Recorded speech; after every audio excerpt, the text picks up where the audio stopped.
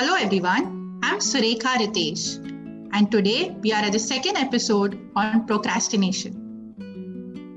Hi everyone, I'm Samira, and today we are going to explore a couple of things around procrastination. Today we want to actually talk about why procrastination works for us sometimes. So in our last video, we talked about how it doesn't work and what happens when we postpone and delay things. Today, we'd also like to address why it works for us.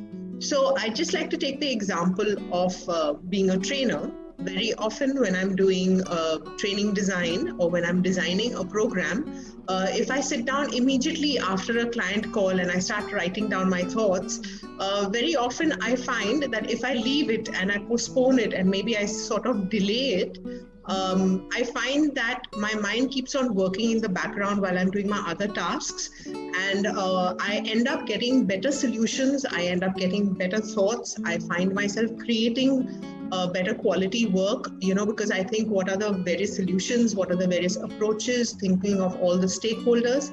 So I found that when I do procrastinate or postpone and delay, very often I do much better work. So in certain cases, it does work for me. Great, Samira. That's really nice. And I totally agree with you as a trainer. So many times the topic remains the same, but for different clients, you need to modify or change the way or change the approach that you want to deliver the same kind of training program.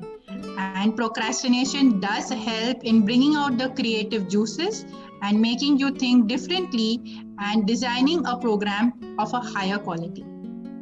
In fact, Samira, I would want to share a very recent example that I observed. We in our community were trying to do a vaccination drive for COVID, and there were a lot of volunteers who wanted to be part of this initiative. But we realized that a lot of them cannot make it to the ground and wanted to help, but did not know how to do so. And hence we decided that instead of telling them that we don't need you, we would postpone giving them information that would help them being part of the community. So in that way, we are not hurting their sentiments and they would feel wanted and being part. And at the same time, at regular intervals, we would share information with them that would be required for them and for the successful drive that we want of vaccination. So in this case, it was a clear example that postponement of information or procrastination really helped build a very happy community.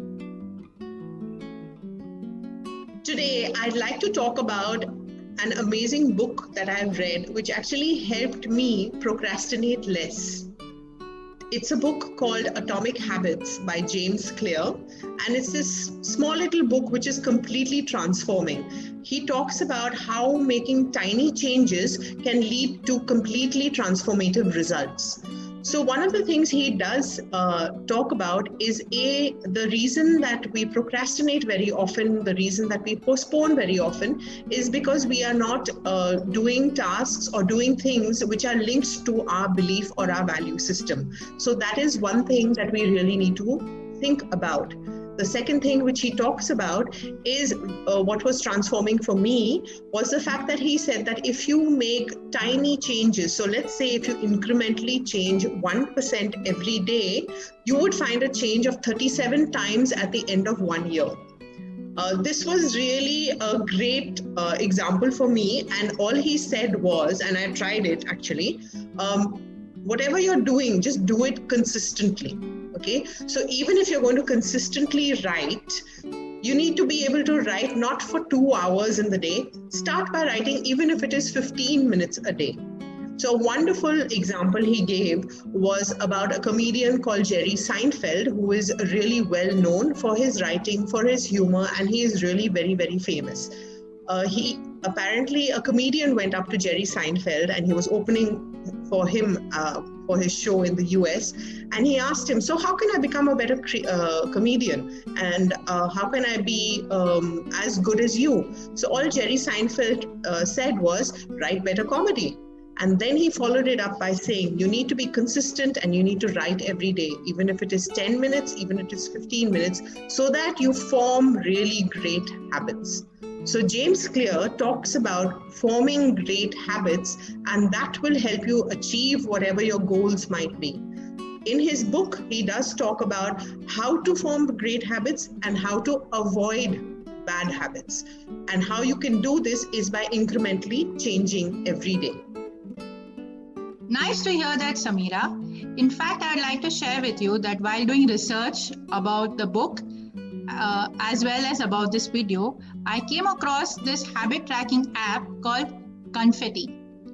And later on, while researching this app, I also realized that Confetti, the habit tracking app, is based on the book of Atomic Habits. So the person who made this app, Daniel Sapio, realized over a period of time that he's wasting his precious time and is not monitoring it effectively. And there should be things that he should do to ensure that his time is effectively utilized. So he basically first started with creating a tool on paper and pen. And after reading the Atomic Habit book, he realized that he needs to create an application to help the world and society. So he created an app along with his friend and called it Confetti.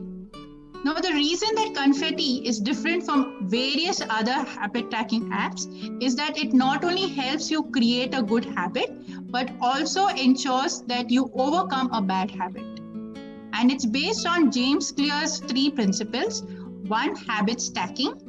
2, ensure that you celebrate small victories. And 3, never miss twice.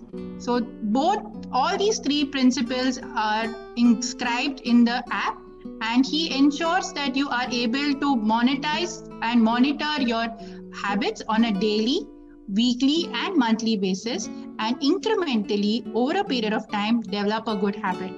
In fact, even I have downloaded the app and I'm using it, and trust me, it really helps. So habit tracking can really be easy in this age and time just by downloading one app. I hope all of you enjoyed this video on why sometimes procrastination is beneficial, the Atomic Habits book, and the Confetti app as well. Hope all of you take some learnings and this video will be useful for your life. Bye-bye. See you soon. Bye-bye.